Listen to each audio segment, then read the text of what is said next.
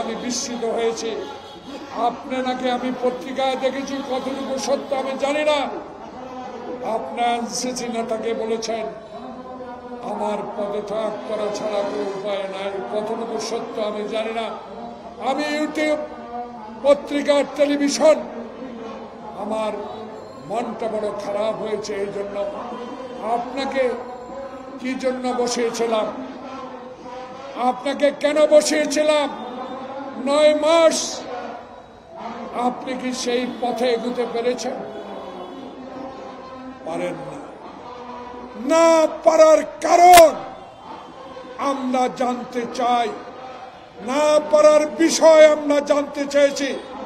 গতকালকার দল থেকে আমাদের স্ট্যান্ডিং কমিটির সিনিয়র সদস্য ডক্টর নিশার হোসেন কি দুঃখে 3 জনের পদত্যাগ চেয়েছেন।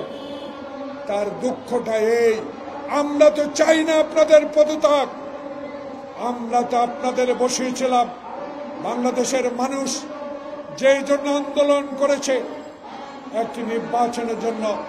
9টি মাস অতিবাহিত হলো, কেন এখনো নির্বাচনের ম্যাপ দেওয়া হচ্ছে না? তাই আজকে কাদের পরামর্শে, সলা পরামর্শে, কাদের কান কথায় এখনো নির্বাচনের তফসিল ঘোষণা করা হয় নাই। তাই আমাদের দল বাধ্য হয়ে বলেছে আপনাদের 3 জনের আগেই পদত্যাগ করতে হবে। খলিলুর রহমান সাহেব কোন রাজপথে মিছিলে ছিলেন? এই সালাম রহমত আপনারা কি দেখেছেন? খলিলুর রহমানকে কোনদিন বাংলাদেশের রাজনৈতিক অঙ্গনে গণতন্ত্রের জন্য, ভোটাধিকারের জন্য, মানুষের সেবার জন্য এগিয়ে এসেছেন?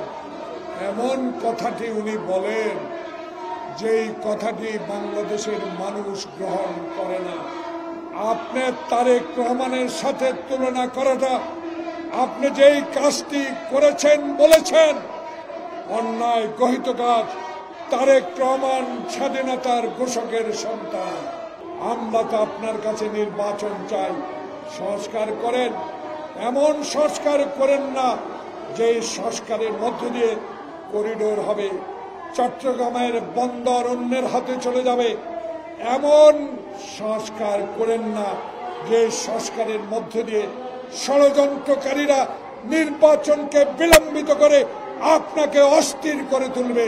তাই আপনি অস্থিরতা কাটাতে হলে আপনাকেই অচিরে, আজকে, কালকে, পরশুর মধ্যে হলেও আপনাকে নির্বাচনের তফসিল ঘোষণা করতে হবে।